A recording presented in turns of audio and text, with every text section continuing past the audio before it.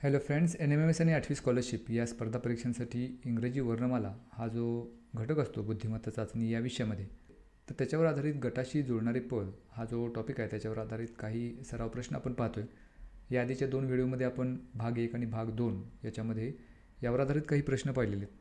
आज तोच घटक पुन्हा कंटिन्यू करूया आणि त्याच्यावर आधारित आणखी काही प्रश्न पाहू, जेणेकरून आपल्याला आणखी काही पॅटर्न त्याच्यामधले कळतील आणि त्या पद्धतीनं आपल्याला परीक्षेसाठी सरावासाठी त्याचा उपयोग होईल. तर हे काही सराव प्रश्न जे भाग 1 आणि भाग 2मध्ये आपण पाहिलेले आहेत. आज इथून पुढं आपण या भागाला सुरुवात करूया. तर आजचा हा पहिला प्रश्न, याच्यामध्ये आपल्याला शब्दांचे गट दिलेत CBDHAF. तर याच्याशी जुळणारा आपल्याला दिलेल्या 4 पर्यायापैकी शब्द निवडायचा आहे. त्याच्यासाठी पहिला पर्याय दिला आहे BJ, दुसरा पर्याय IF, तिसरा EB आणि चौथा KJ. यापैकी योग्य पर्याय आपल्याला शोधायचा आहे. आता या गटामध्ये जे 3 शब्द दिलेत त्यांचं आपण निरीक्षण करूया. इथं C आणि B याच्यामध्ये संबंध असा आहे की Cच्या अगोदरचं अक्षर B आहे. D आणि Hमध्ये मात्र तसा संबंध नाही, कारण D नंतर 3 अक्षरं सोडून H मिळालं आहे. मग दुसरा काहीतरी त्याच्यामध्ये पॅटर्न असला पाहिजे, मग तो आपल्याला शोधावा लागेल. मग आता आपण असा विचार करायचा की C आणि Bमध्ये आणखी कोणत्या पद्धतीनं आपल्याला पॅटर्न शोधता येईल. मग इथं Cचा अनुक्रमांक 3 आहे, Bचा अनुक्रमांक 2 आहे. मग 3 आणि 2मध्ये पॅटर्न पाहण्या अगोदर आपण D आणि H यांचे अनुक्रमांक पाहूया. Dचा अनुक्रमांक 4 आहे आणि Hचा 8 आहे. त्याच पद्धतीनं Aचा अनुक्रमांक 1 आहे आणि Fचा अनुक्रमांक 6 आहे. आता इथं 3 आणि 2मध्ये आणि 4 आणि 8मध्ये, 1 आणि 6मध्ये यांच्यामध्ये सरळ सरळ संबंध जरी नसला तरी इथं CB हे जे अक्षर आहे त्याचे जे अनुक्रमांक आहेत 3 आणि 2 हे एकापुढे एक मांडल्यानंतर आपल्याला 32 हा अंक मिळतो. DH मधल्या अक्षरांचा अनुक्रमांक 48 आणि AF मधल्या अक्षरांचा अनुक्रमांक 16. आता ह्या 3 संख्यांकडे पाहिल्यावर मात्र एक लक्षात येईल की या तिन्ही संख्या आहेत 32, 48, 16 या 16च्या पटीतील आहेत. म्हणजे इथं पॅटर्न आपल्याला असा लावता येईल की असा शब्द आपल्याला निवडायचा आहे ज्याच्यामधल्या अक्षरांचा जो अनुक्रमांक आहे त्याच्यापासून बनणारी जी संख्या आहे ती 16च्या पटीतील पाहिजे. आता या 4 पर्यायापैकी तसं कुठं आहे बघूया. Bचा अनुक्रमांक 2 येतो आणि Jचा अनुक्रमांक 10. तर ही संख्या काही 16च्या पटीतील नाही, त्यामुळे हे उत्तर आपलं असणार नाही. दुसरा पर्याय IF दिला आहे. Iचा अनुक्रमांक 9 आणि Fचा 6. 96 मात्र 16च्या पटीत आहे. 16 गुणिले 6 बरोबर 96. त्यामुळं पर्याय क्रमांक 2 हे आपलं उत्तर, कारण त्याच्यामध्ये जी 2 अक्षरं दिलेली आहेत त्या अक्षरांपासून जी संख्या बनते ती सुद्धा 16च्या पटीमध्ये आहे. त्यामुळे या प्रश्नाचं उत्तर पर्याय क्रमांक 2. आता हा पुढचा प्रश्न ज्याच्यामध्ये आपल्याला CFI, FLR, GNU अशी अक्षरं दिलीत आणि याच्यासाठी 4 पर्याय जे दिलेत त्यातला पहिला पर्याय DHK आहे, दुसरा AXW, तिसरा पर्याय FKR आणि चौथा HPX. आता ह्या शब्दात जी 3 अक्षर दिलीत CFI त्याच्यामधला पहिल्यांदा पॅटर्न बघूया. इथं C आहे, त्याच्यानंतर F आणि I. 2-2 अक्षर सोडून पुढची अक्षरं घेतलेली आहेत. मग असाच संबंध दुसऱ्या शब्दात आहे का बघूया. F नंतर आता 4 अक्षरं सोडून 5 अक्षरं सोडून L घेतला आहे. FLI म्हणजे F नंतर 5 अक्षरं सोडून L आहे. L नंतर पुन्हा 5 अक्षरं सोडून R आहे. म्हणजे पहिल्या शब्दामधल्या अक्षरामध्ये 2-2 अक्षरं सोडून घेतली होती, दुसऱ्यामध्ये 5-5 अक्षरं सोडून पुढचं अक्षर घेतलेलं आहे. तर तिसऱ्या शब्दात बघूया GNU. इथं G, त्याच्यानंतर 3 आणि 3 6 अक्षर सोडून N आहे.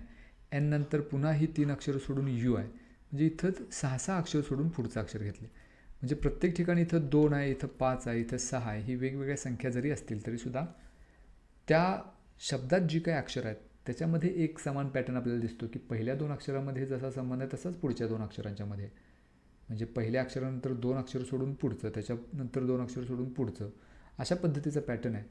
मग त्याच पद्धतीचा पॅटर्न या 4 पैकी कुठं आहे ते आपल्याला शोधावं लागेल. मग एक एक शोधूया. पहिला पर्याय आपल्याला दिला आहे DHK. आता ह्या DHKमध्ये जी अक्षर आहेत D, त्याच्यानंतर H आणि K, इथं 3 अक्षर सोडली तर इथं 2 सोडलेले आहेत, त्यामुळं हे काय उत्तर आपलं असू शकत नाही. AXW बघूया.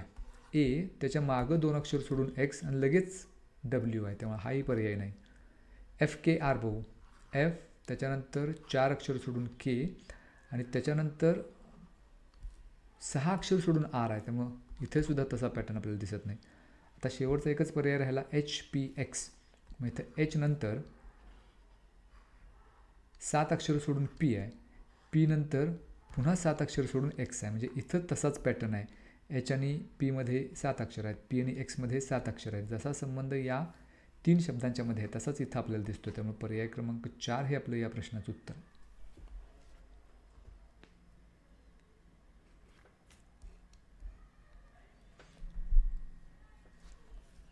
ओके, पुढचा प्रश्न बघू.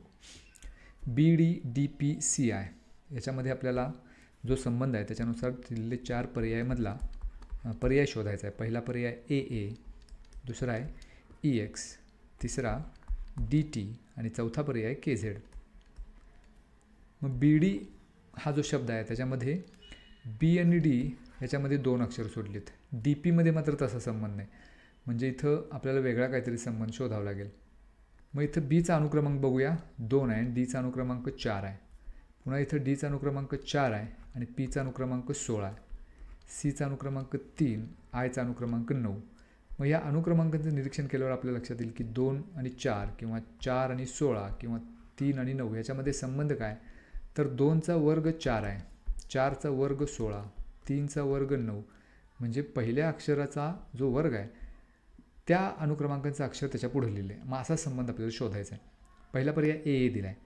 एचा अनुक्रमांक 1, दुसऱ्या एचा अनुक्रमांक 1, 1चा वर्ग 1. इथंच हा संबंध आपल्याला मिळतो आहे. मग कदाचित हेच आपलं उत्तर असणार आहे.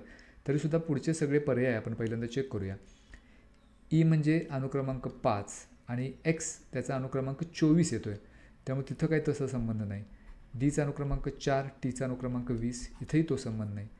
Kचा अनुक्रमांक 11, Zचा अनुक्रमांक 26, इथंही संबंध नाही. त्यामुळे पर्याय क्रमांक 1 हेच आपलं उत्तर आहे, ज्याच्यामध्ये दिलेल्या 3 शब्दात जसा संबंध आहे तसाच संबंध आपल्याला इथं पर्याय क्रमांक 1 मध्ये जी अक्षरं दिलेली आहेत त्याच्यामध्ये पाहायला मिळतो. त्यामुळे आपल्या या प्रश्नाचं उत्तर पर्याय क्रमांक 1. पुढचा प्रश्न दिला आहे DWVLONHSR. तर याच्याशी संबंधित किंवा याच्याशी जुळणारा गट कोणता? पहिला पर्याय BCX, दुसरा GTS, तिसरा JKP आणि चौथा MLN. मग DWVमध्ये संबंध आपण शोधू पहिल्यांदा. तर D त्याच्या समोरचं अक्षर W आहे आणि त्याच्या मागं V. या पद्धतीने रचना केल्यानंतर DWV असा एक काटकोन आपल्याला मिळतो. LON तिथंसुद्धा असाच काटकोन आपल्याला मिळतो आहे. HSR अशाच पद्धतीनं मिळतो आहे. म्हणजे अशी रचना काटकोनाची आपल्याला मिळते. तर या 4मध्ये असं कोणत्या ठिकाणी आणखी मिळतं ते बघूया. पहिला ऑप्शन आहे BCX. तर BCX इथं काटकोन जरी मिळत असलं तरी रचना वेगळी आहे, त्यामुळे हे उत्तर आपलं असू शकत नाही. दुसरा GTS इथं मात्र तशीच रचना मिळते, त्यामुळे पर्याय क्रमांक 2 हे आपलं या प्रश्नाचं उत्तर. पुढे NSW GLP XCG. 4 पर्याय पहिल्यांदा लिहू. LRV DIN TYC आणि BFK. मग NSW मध्ये पहिल्यांदा आपण शब्दांच्या मध्ये जी 3 अक्षर आहे त्याच्यामधला संबंध शोधू. तर N आहे, त्याच्यानंतर S म्हणजे N नंतर 4 अक्षर सोडून S आहे, S नंतर पुन्हा 3 अक्षर सोडून W आहे. मग असा पॅटर्न इथं आपल्याला मिळतो आहे. 4 अक्षर सोडून S नंतर 3 अक्षर सोडून W. मग G आणि L मध्ये संबंध काय बघूया. G नंतर ही 4 अक्षर सोडून L आहे आणि L नंतर पुन्हा 3 अक्षर सोडून P आहे. तसा संबंध X, C आणि G मध्ये आहे. म्हणजे X नंतर 3 अक्षर सोडून 4 अक्षर सोडून C आहे, त्याच्यानंतर 3 अक्षर सोडून G आहे. मग हा पॅटर्न आपल्याला बघायचा आहे की दिलेले 4 पर्याय आहेत कुठे आहे. पहिला पर्याय दिला आहे LRV. मग इथं L त्याच्यानंतर 5 अक्षर सोडून R आहे, त्यामुळे तिथं काही आपल्याला तो संबंध मिळणार नाही, कारण पहिल्या 2 अक्षरांच्या मध्ये 4 अक्षर सोडून पुढचा अक्षर असा संबंध पाहिजे. दुसरं DIN, D नंतर 4 अक्षर सोडून I आहे, R नंतर पुन्हा 4 अक्षर सोडून N आहे. इथं मात्र 3चा संबंध पाहिजे, त्यामुळे हे आपलं उत्तर असू शकत नाही. तर TYC चेक करूया.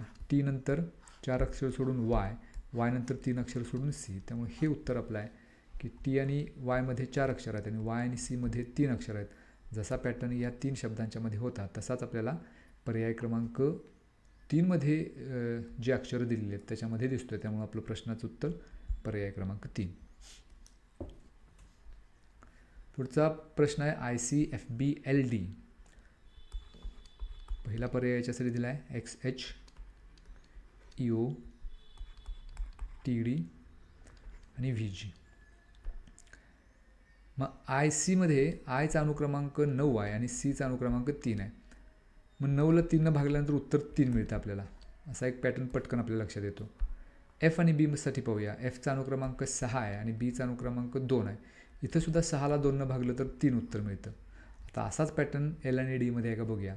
Lचा अनुक्रमांक 12 आणि Dचा अनुक्रमांक 4. 12ला 4 भागलं तरी 3 मिळतं. म्हणजे पहिल्या अक्षराच्या अनुक्रमांकाला दुसऱ्या अक्षराच्या अनुक्रमांकानं भागल्यानंतर 3 उत्तर मिळायला पाहिजे असा पॅटर्न आहे. आता हा पॅटर्न दिलेल्या 4 पर्यायामध्ये कुठं दिसतोय ते आपण शोधायचं, म्हणजे ते आपलं उत्तर असणार आहे. पहिला पर्याय दिला आहे XH. मग Xचा अनुक्रमांक 24 आहे आणि Hचा अनुक्रमांक 8 आहे. इथंच आपल्याला उत्तर मिळेल. 24ला जर 8नं भागलं तर 3 मिळेल. त्यामुळे पर्याय क्रमांक 1 हेच आपलं उत्तर, कारण याच्यामध्येच तसा संबंध आपल्याला मिळालेला आहे. पुढचा प्रश्न NKML SPRQ AXZY याच्याशी जुळणारा गट आपल्याला शोधायचा आहे. पहिला पर्याय WUXY, दुसरा JGHI, तिसरा पर्याय RTSU आणि चौथा EBDC. आता इथं NKML, इथं NIKIMILI एक आपल्या लक्षात येईल की सलग येणारे अक्षर आहेत, फक्त त्यांचा क्रम मात्र वेगवेगळा आहे. SPRQ तिथं सुद्धा तसाच पॅटर्न आपल्याला दिसेल. SPRQ क्रमाने येणारे अक्षर आहेत, फक्त क्रम त्यांचा वेगवेगळा आहे. मग तो वेगळा क्रम कोणत्या पॅटर्न आला आहे तेवढंच आपण शोधूया. म्हणजे इथं Nच्या अगोदरचा अक्षर M आहे, जसा पॅटर्न पहिल्या आणि तिसऱ्या अक्षरात आहे, आणि K नंतर L आहे. तर हा संबंध म्हणजे M नंतर L आणि K नंतर L असा संबंध या 2 अक्षरामध्ये दिसतो. दुसऱ्यामध्ये सुद्धा तसंच Rच्या नंतर अक्षर S येतं आणि Pच्या नंतर Q. इथेही तसंच झेडच्या नंतर A आणि Xच्या नंतर Y असा संबंध कुठं आहे बघायचा या 4 पैकी. एक एक पर्याय चेक करू. इथं X नंतर W मिळत नाही, Xच्या अगोदर W आहे, पण आपल्याला पॅटर्ननुसार X नंतरचं अक्षर इथं पाहिजे, त्यामुळे हा पर्याय आपलं उत्तर असू शकत नाही. दुसरा चेक करूया. H नंतर J, H नंतर एक अक्षर सोडून J आलं आहे, त्यामुळे इथं हा पॅटर्न असूच शकत नाही, त्यामुळं हे उत्तर आपलं नसेल. तिसरा पर्याय RTSU. आता इथं S आणि R मध्ये संबंध असा की Sच्या अगोदर R आहे, आपल्याला नंतरचं पाहिजे, त्यामुळे हे उत्तर आपलं असू शकत नाही. राहिला शेवटचा पर्याय D नंतर येणार अक्षर E आणि B नंतर येणार अक्षर C. जसा पॅटर्न या 3 शब्दांच्या मध्ये तसा आपल्याला इथं EBDC या पर्याय क्रमांक 4 मध्ये दिसतोय, त्यामुळे या प्रश्नाचं उत्तर पर्याय क्रमांक 4. पुढचा प्रश्न आहे DPHT KWLX COMY. तर याच्याशी संबंधित गट कोणता असेल ते आपल्याला शोधायचं आहे. पहिला पर्याय AMPB, दुसरा SEIU, तिसरा BNEQ आणि चौथा पर्याय YKEQ. आता हे 3 जे शब्द दिले त्याच्यातला पहिल्यांदा आपण संबंध शोधूया. Dचा प्रत्येक अक्षराचा अनुक्रमांक बघू. Dचा अनुक्रमांक 4 आहे, Pचा 16 आहे, Hचा 8 आहे आणि Tचा 20 आहे. मग इथं 8 आणि 20 मध्ये तसा संबंध जरी नसला तरी 4 आणि 16 मध्ये आपल्याला लक्षात असेल की 4चा वर्ग 16 आहे, पण 8चा त्याचा संबंध काही दिसत नाही. मग K आणि W दुसऱ्या शब्दातल्या अक्षरांचं आपण निरीक्षण करू. Kचा अनुक्रमांक 11, Wचा अनुक्रमांक 23, त्याच्यानंतर Lचा अनुक्रमांक 12 आणि Xचा अनुक्रमांक 24. आता इथे हे शब्द लिहिल्यानंतर या अक्षरांचे क्रमांक लिहिल्यानंतर लक्षात आपल्याला असेल की 11 आणि 23 मध्ये 12चा फरक आहे, 12 आणि 24 मध्ये 12चाच फरक आहे, 4 आणि 16 मध्ये 12चा फरक आहे, 8 आणि 20 मध्ये पण 12चा फरक आहे. सर्व अक्षरांचे अनुक्रमांक लिहिल्यानंतर त्याच्यामधले जे पहिले 2 आणि दुसरे 2 असे जे गट आहेत, तर त्याच्यामध्ये हा संबंध असा आहे की त्यांच्यामधला फरक त्या अनुक्रमांकामधला समान आहे, तो म्हणजे 12. COMY मध्ये तसाच आहे का बघूया. म्हणजे Cचा अनुक्रमांक 3 आहे आणि Oचा अनुक्रमांक 15, इथेही तसाच संबंध आहे. Mचा अनुक्रमांक 13 आणि Yचा अनुक्रमांक 25, इथेही तोच संबंध आहे. मग या संबंधाचा पर्याय आपल्याला या 4मधून शोधायचा आहे. मग एक एक पर्याय चेक करूया आपण. Aचा अनुक्रमांक 1, Mचा 13, इथं 12चा फरक दिसतोय. तसाच या PBमध्ये पण असला पाहिजे.